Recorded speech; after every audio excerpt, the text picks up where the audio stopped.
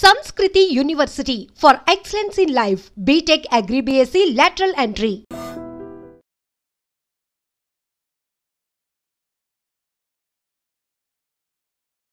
Hi hello namaste welcome back to our channel. నేను మీ వైషు. ఈ మధ్య కాలంలో ప్రియుడితో కలిసి ఉండడానికి భర్తను చంపేసిన వాళ్ళ సంఘటనలు చూస్తుంటేనే భయపడుతుంటే మానవ సంబంధాలని మంట కలిపేలాగా తల్లిని అంటే ప్రేమకు అడ్డొస్తుందని ఒక 18 ఏళ్ళు కూడా లేని బాలిక తల్లినే చంపేసింది ప్రియుడితో కలిసి. అసలు సమాజం ఎట్టెళ్ళిపోతుంది? ఈ విషయం గురించి మాట్లాడడానికి ఈరోజు నాతో పాటు సోషల్ యాక్టివిస్ట్ కృష్ణకుమారి గారు ఉన్నారు. మేడంతో మాట్లాడదాం. హాయ్ మ్యామ్, నమస్తే. నమస్తే. రోజొక సంఘటన, రోజొక సందర్భం మాట్లాడుకుంటూనే ఉన్నాం. ఇంత గలీజ్గా ప్రియుడి కోసం భర్తను చంపేయడం, పిల్లల్ని చంపేయడం, ఇప్పుడు ఏకంగా తల్లిని, అది కూడా 18 సంవత్సరాలు కూడా లేని అమ్మాయి 19 సంవత్సరాలు ఉన్న ఒక అబ్బాయితోటి ఇలా తల్లిని చంపేసిందని ఎలా చూస్తారు మ్యామ్ ఈ సంఘటన అసలు మీరు? ఇది చాలా దురదృష్టకరమైన సంఘటన. ఈ సంఘటన జరగటానికి వ్యక్తులుగా వాళ్ళు ఎంత బాధ్యులో ప్రభుత్వం కూడా అంతే బాధ్యురాలు అని నేను నమ్ముతున్నాను. ఓకే, ప్రభుత్వం చేయాల్సిన పనులు ప్రభుత్వాలు చేయట్లేదు, అసలు అవగాహన కలిగించట్లేదు చట్టాల పట్ల.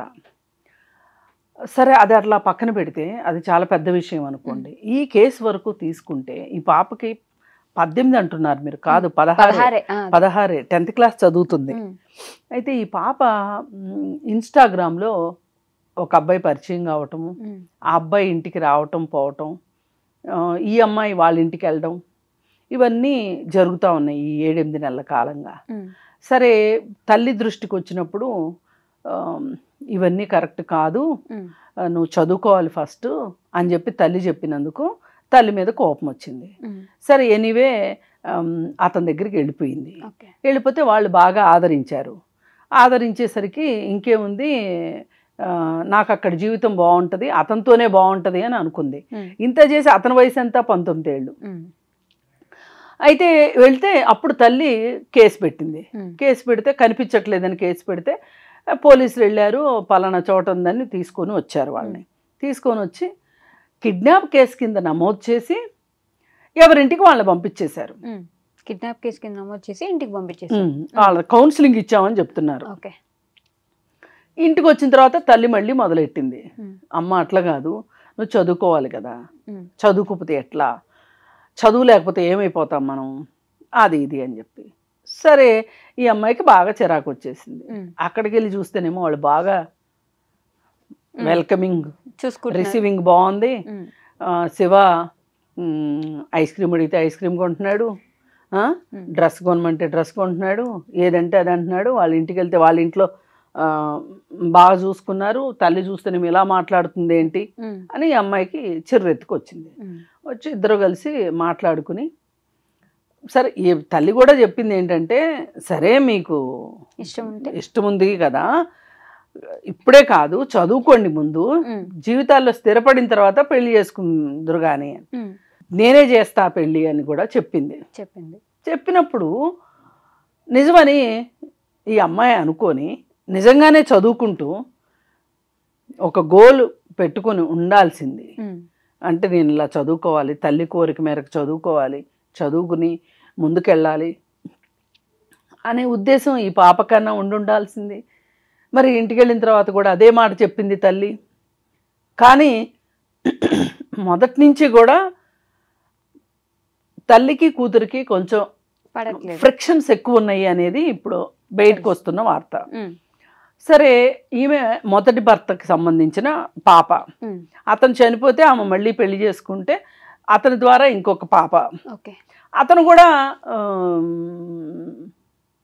చనిపోయాడు. రెండో అతను కూడా బాగా డ్రింక్ చేసి యాక్సిడెంట్లో చనిపోయాడు. అయితే ఇప్పుడు వీళ్ళిద్దరూ కలిసి ప్లాన్ చేసి ఈమెను చంపడానికి డిసైడ్ అయ్యారు. వాళ్ళు ఆలోచించింది ఏంటంటే, అడ్డుగా ఉంది ఈ అమ్మాయి, ఈమె అడ్డు లేకపోతే మేము సుఖంగా ఉంటాము అనుకున్నారు వీళ్ళు 16 ఏళ్ళకి. అంతవరకే ఆలోచించగలిగింది పిల్ల. తర్వాత నెక్స్ట్ పోలీసులు ఉంటారు, పోలీసులు వస్తారు, చాలా ఉంటుంది అనే ఆలోచన లేకుండా ఇలా చేయడం వల్ల జరిగింది ఏంటి, తల్లి చనిపోయింది. తల్లి చనిపోయిన తర్వాత పోలీసులు వచ్చారు సీన్లోకి. ఇప్పుడు పోలీసులు అరెస్ట్ చేశారు. ఇప్పుడేంటి పోలీసులు ప్రెస్ మీట్ పెట్టి వీళ్ళు చెప్తున్న గొప్ప విషయం ఏంటి అంటే, అసలు ఈ కేసుకు సంబంధించిన పూర్వాపరాల గురించి చెప్పటం కంటే కూడా వాళ్ళు చాలా ఉత్సాహంగా చెప్తుంది ఏంటి అంటే, అంజలికి 2 పెళ్ళిళ్ళు అయ్యాయి. ఓకే. అంజలికి కూతురికి పడదు, కూతురికి వాతలు పెట్టేది, అది సరిగా చూసుకునేది కాదు. ఆ పాప 7th క్లాస్ అప్పుడే పోలీస్ స్టేషన్కి వెళ్ళి ధైర్యంగా తల్లి మీద కంప్లైంట్ చేసింది, మా అమ్మ నన్ను కొడుతుంది, తిడుతుంది, నన్ను సరిగా చూసుకోవట్లేదు అని. ఇవన్నీ చెప్తున్నారు. ఇవన్నీ చెప్పి అసలు వీళ్ళు పోర్ట్రేట్ చేసింది ఎలా ఉందంటే, పోలీసులు అంజలికి పెంచడం చేత కాలేదు, అంజలి 2 పెళ్ళిళ్ళు చేసుకుంది, కూతురుని సరిగా పెంచలేదు, అందుకే ఇలా జరిగింది అన్నట్లు పోర్ట్రేట్ చేస్తున్నారు. ఇది చాలనట్లు ఆయన కింద పోలీసులు అందరినీ అభినందిస్తున్నాడు అక్కడ కూర్చొని. ఎందుకు అభినందిస్తున్నాడో నాకు అర్థం కావట్లా. అసలు వాళ్ళ తీరు వల్లే ఈ హత్య జరిగింది. అసలు ఆ రోజు అతన్ని 19th రోజున పోక్సో కింద అతని మీద కేసు పెట్టి అతన్ని రిమాండ్కి పంపించి ఉండవలసింది. కరెక్ట్. కిడ్నాప్ కేసు వదిలేకుండా పోక్సో కేసు ఇది నిజానికి. అతనికి 19 ఏళ్ళు, ఈ అమ్మాయికి 16 ఏళ్ళు. తీసుకెళ్లి 2 రోజులు 3 రోజులు ఇంట్లో అట్టి పెట్టుకున్నాడు అంటే, ఈ అమ్మాయి ఇష్టంతో వెళ్ళినా గానీ కుదరదు. పోక్సో చట్టంలో ఆ అమ్మాయికి ఇష్టమై అమ్మాయి పెళ్లి చేసుకుంటానన్నా, లేకపోతే సహజీవనం చేస్తానన్నా, శారీరక సంబంధం కావాలని అడిగినా గానీ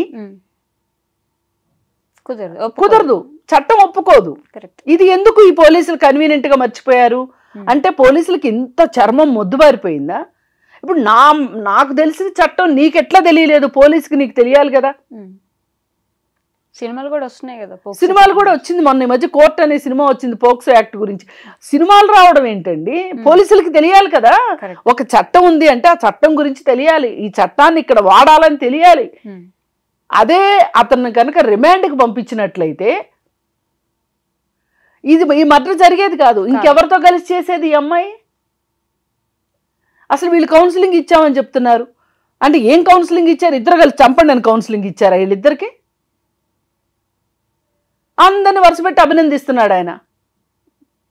ఇది కేవలం ఈ హత్య జరగడానికి పోలీసుల నిర్లిప్తత, నిరాసక్తత, నిర్లక్ష్యమే కారణం. హై ప్రొఫైల్ కేసులు, రియల్ ఎస్టేట్ కేసులు, పెద్ద పెద్ద వాళ్ళ ఇళ్లలో జరిగే కేసులకైతే పోలీసులు ఉత్సాహం చూపిస్తారు, ఎందుకంటే అక్కడ జల డబ్బులు రాలుతాయి కాబట్టి. ఈ కేసులో అసలు వీళ్ళకి ఇంట్రెస్టే లేదు. అసలు ఇది ఏదైతే అది అవుతుంది. ఒక ప్రాణం పోయింది అయినా కానీ ఇంత జరిగాక పోలీసులు అభినందిస్తున్నాడు ఆయన. అసలు ఎక్కడ అసలు ఈ విషయం గురించి అవసరమైతే ఇది ఈ రాష్ట్రానికి హోమ్ మినిస్టర్ ఎవరో తెలియదు, లా అండ్ ఆర్డర్ ఎవరు చూస్తున్నారో తెలియదు, రేవంత్ రెడ్డి గారికే తెలియాలి. ఆయన మాట్లాడాలి ఈ కేసు గురించి. అసలు ఇది చాలా తీవ్రమైన విషయం. ఎట్లా మీరు పోలీసులు మీ డ్యూటీ మీరు ఎట్లా చేయకుండా ఉంటారు? ఇది కాకుండా ఇప్పుడు తల్లి ఇంటర్వ్యూ తీసుకుంటే అసలు సమాజం ఎంత అధ్వాన్న పరిస్థితిలో ఉందో, ఎంత ఇన్సెన్సిటివ్గా ఉందో మనకు అర్థమవుతుంది. ఆమెను చంపటం కరెక్టే అంటుంది శివ తల్లి. అమ్మ నీ పిల్లలు ఇద్దరిని పోలీసులు పట్టుకెళ్ళారు కదంటే ఏమవుతుంది, తీసుకొచ్చుకుంటాం. ఏంటి అసలు మరి ఎలా తయారైపోతున్నారు మ్యామ్? ఆలోచనలో కూడా కనీసం తల్లికి కూడా జ్ఞానం లేకపోతే ఇప్పుడు ఆ తల్లిని గురించి అసలు ఆ తల్లిని మీరు ఇప్పుడు ఇంటర్వ్యూలో వచ్చింది, అది వేరే విషయం, అది పోలీసుల దృష్టికి వెళ్ళకపోవచ్చు. కానీ ఈరోజు వచ్చిన పేపర్లో వచ్చింది ఏంటి అంటే, ఈమె వీళ్ళింటికి వెళ్ళింది, ఎవరింటికి, చనిపోయిన అంజలి ఇంటికి వెళ్ళి మీ అమ్మాయి మా అబ్బాయిని ఇష్టపడుతుంది కాబట్టి మీ అమ్మాయిని పంపించేయి, మేము సాదుకుంటాము అని చెప్పి అడిగింది అని చెప్పి పేపర్లో వచ్చింది. ఇది మా దృష్టిలో లేదు అని చెప్తున్నారు పోలీసులు. ఇప్పుడు ఈ అమ్మాయి చెప్పిన దాని ప్రకారం మాట్లాడిన వీడియో, ఈ వీడియో సాక్ష్యంగా చూస్తే ఈమె వెళ్ళే ఉంటుంది ఖచ్చితంగా. ఇప్పుడు మా పిల్లోని మేము తెచ్చేసుకున్నాము, వాళ్ళ పిల్లని వాళ్ళు తీసుకెళ్ళిపోయారు, ఆ అమ్మాయి పిలిచే కదా హత్య చేయమంది, ఇందులో మా అబ్బాయి తప్పు ఏంటి అంటుంది. అసలు ఎక్కడ ఒక మనిషిని నా కొడుకు ఒక తల్లి ఒక ప్రాణం తీశాడు, నా పిల్లలిద్దరు అనేది ఆ అమ్మాయి మొహంలో కనిపించట్లేదు. అయితే ఏమైద్ది, వస్తాడు నిదానంగా బయటికి, ఇలా అనుకుంటుంది. ఇలా అనుకుంటుంది. అంటే ఇప్పుడు ఈ పరిస్థితులన్నీ చూశాక, ఈ సమాజం పరిస్థితులు చూశాక, ఈ సమాజం ఎందుకు ఇంత నిరాసక్తంగా, ఇంత ఇన్సెన్సిటివ్గా అయిపోతుంది? చట్టాల పట్ల అవగాహన లేదు. అసలు 18 ఏళ్ల లోపు అమ్మాయితోటి నేను ప్రేమాయణం చేయకూడదు అనే విషయం, అది ప్రేమ ఆకర్షణ, అది వేరే విషయం. అతనికి తెలియలేదు, ఈ అమ్మాయికి తెలియలేదు. అంటే ఇప్పుడు ఈమెని మైనర్ కాబట్టి అసలు తనని ఏం అనలేని పరిస్థితి. ఇప్పుడు ఇంకొక మైనర్ని తీసుకొని వచ్చాడు వాడు శివ. ఆ తల్లికి అసలు చీమ కుట్టినట్టుగా అనిపించట్లే. 16 మా ఇంటికి వచ్చింది కదా, మా ఇంట్లో బాగానే ఉన్నది కదా, ఫ్రీగా వచ్చేది కదా, ఇన్నాళ్ళు కూతురు ఎలా ఉంది, ఏం చేస్తుంది, ఎక్కడెక్కడ తిరుగుతుంది పట్టించుకోకుండా మా ఇంటికి వచ్చినప్పుడే కేసు పెట్టింది ఆవిడ. ముందంతా ఏం చేసింది అని అడుగుతుంది. పిల్లలే కదా, తల్లి కూడా సెన్సిటివ్గా బిహేవ్ చేయట్లేదు. పోలీసులు చాలా ఇన్సెన్సిటివ్గా ఉన్నారు. ఒక తల్లి ప్రాణం పోయింది. ఇప్పుడు తల్లి ప్రాణం పోవడమే కాదు, 3 నేరస్తులు అయ్యారు ఇక్కడ. ఇప్పుడు ఈ అమ్మాయి జువైనల్ చిన్నపిల్ల కాబట్టి, మైనర్ కాబట్టి జువైనల్ హోమ్లో ఉంచుతారు, అది వేరే విషయం. ఈ జువైనల్ హోమ్లో ఏమి ఆ అమ్మాయి పరివర్తన చెంది బయటకు వచ్చి ఎలా ఉంటుంది? ఇంక ముందు ఎంత జీవితం ఉంది, బోలెడు జీవితం ఉంది. ఇప్పుడు ఆ అమ్మాయికి ఎవరున్నారు, ఎవరు ఆదరిస్తారు రేపు పొద్దున? అయిపోయిందా? ఇప్పుడు ఈ అబ్బాయిలు ఇద్దరు మేజర్కి ఎక్కువ కాలం శిక్ష పడే అవకాశం ఉంది. ఈ మైనర్కి 1 సంవత్సరంలోనో 6 నెలల్లోనో వాడు మేజర్ అయితే గనక అతనికి శిక్ష అయిపోతుంది. అయిపోతే వాడు బయటకు వచ్చిన తర్వాత వాడేమి పరివర్తన చెంది బయటకు వస్తాడు. ఒకవేళ పరివర్తన చెందకపోతే రేపు పొద్దున ఓహో ఇంతేనా, అవసరమైతే మా అమ్మని మా నాన్న చంపేస్తా అనేలాగా అయిపోతే ఇంకేంటి చేస్తాము ఈ సమాజంలో? మరి ఎందుకు అంత కఠినంగా ఆలోచిస్తున్నారంటారు? ఏం లేదు, ఆలోచన ఒక స్థాయిని దాటి ఆలోచించడానికి బుర్రలు ఇష్టపడట్లేదు, బుర్రలు ఖాళీ ఉండట్లేదు. దీనికి సోషల్ మీడియా కారణం. 6 ఏళ్ల అమ్మాయికి ఇన్స్టాలో ఇతను పరిచయం అయ్యాడు. అసలు ఇన్స్టా ఇప్పుడు ఈ స్మార్ట్ ఫోన్ వల్లనే సగం వచ్చింది. సరే, ఈ స్మార్ట్ ఫోన్లు వచ్చి సమాజంలో ఇలాంటి పరిస్థితులు వస్తున్నాయి, వీటిని ఎట్లా ఎదుర్కోవాలి అని ప్రభుత్వానికి ఏమాత్రం చిత్తశుద్ధి లేదు. జరిగిపోయిన తర్వాత కూడా వాళ్ళకి అసలు సెన్సిటివ్నెస్ లేదు. కేవలం ప్రభుత్వాలే దీనికి కారణం.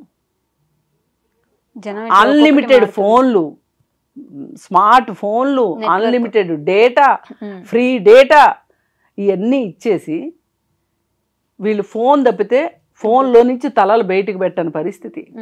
16 సంవత్సరాలకి అసలు పెళ్లి చేసుకుని ఏం చేద్దామని? అదే కదా. ఇప్పుడు 18 ఏళ్ళు దాటిన వాళ్ళు మేజర్లైన వెంటనే పెళ్లిళ్ళు చేసుకుని మళ్ళీ 6 నెలలకో సంవత్సరానికో డొమెస్టిక్ వైలెన్స్ కేసులు పెడుతున్నారు. ఎంత మందిని చూడలేదు మనం. అసలు ఇక్కడ పాయింట్ అది కాదు. ఇక్కడ పాయింట్ ఏంటి అంటే, అసలు ఇప్పుడు ఈ పిల్లలు ఇలా అవటానికి కారణం వీళ్ళకి ఒక గోల్ లేకపోవడం, మోడల్ లేకపోవడం, జీవితంలో పలానా సాధిద్దాం అనేది లేకపోవడం, భయం లేకపోవడం, అసలు చట్టాల పట్ల అవగాహన లేకుండా పోవటం. చట్టాల పట్ల అవగాహన ఎందుకు కల్పించదు ప్రభుత్వం? స్కూళ్ళలో ఎందుకు చెప్పట్లేదు? స్కూళ్ళలో చెప్పాలా? నిర్భయ చట్టం క్లియర్గా చెప్పింది. ఖచ్చితంగా నిర్భయ ఫండ్ పెట్టి ఆ ఫండ్ ద్వారా పాఠ్యాంశాల్లో చిన్నప్పటి నుంచినే వీళ్ళకి చట్టాల పట్ల అవగాహన కలిగించాలి అని చెప్పి ఏమన్నా మొదలైందా? లేదు. అసలు ఆ నిర్భయ ఫండ్ ఏమైపోయిందో, అసలు ఆ నిర్భయ ఫండ్ కోసం పెట్టిన డబ్బులు ఎటు వెళ్తున్నాయో ఎవరికీ తెలియట్లా. ఏ రకంగా చూసినా ఇది నేను పోలీసుల నిర్లక్ష్య హత్యగా చూస్తాను, ప్రభుత్వాలకి పట్టనితనంగా నేను చూస్తున్నాను తప్పితే ఇది కేంద్ర ప్రభుత్వమా రాష్ట్ర ప్రభుత్వం అనేది కాదు. కేంద్రం చేయాల్సింది కేంద్రం చేయట్లేదు, రాష్ట్రాలు చేయాల్సింది రాష్ట్రాలు చేయట్లేదు. రేపు వీళ్ళ అధికారాలు కాపాడుకోవాలనుకుంటున్నారు తప్పితే వీళ్ళు ప్రజలకి కావాల్సింది చేసే దగ్గర మట్టుకు వీళ్ళు లేరు. ఇది ప్రభుత్వ వైఫల్యమే ముమ్మాటికి. ఇప్పుడు రేపు పొద్దున వీళ్ళు బయటకు వచ్చిన తర్వాత ఇంకా కరుడుగట్టి నేరస్తులుగా వస్తారా, లేకపోతే ఏదైనా సంస్కరించబడి వస్తారా అన్నదే ఇప్పుడు ప్రధానమైన అంశం అయిపోయింది. ఇప్పుడు పోయిన ప్రాణం ఎలాగూ రాదు, అంజలి చనిపోయింది, రేపు వీళ్ళ పరిస్థితి ఏంటి? అసలు వస్తే ఎవరు చూస్తారు? బయటకు వస్తే ఆ అమ్మాయి పరిస్థితి ఏంటి? ఆ ఇద్దరు పరిస్థితి ఏంటి? అసలు ఆ తల్లి చాలా రికామీగా మాట్లాడేస్తుంది. మరి ఆ తల్లి ధైర్యం ఏంటి? తెలియంతైనమే ధైర్యమా? అయి ఉండొచ్చు. ఖచ్చితంగా ప్రశాంతంగా ఉంటారు కదా. ఉంటారు కదా. ఎటు వెళ్ళిపోతుందంటారు మ్యామ్ సమాజం అసలు? అదే భయం Final గా? వేస్తుంది చూస్తుంటే. Okay ma'am, thank you so much. Thank you.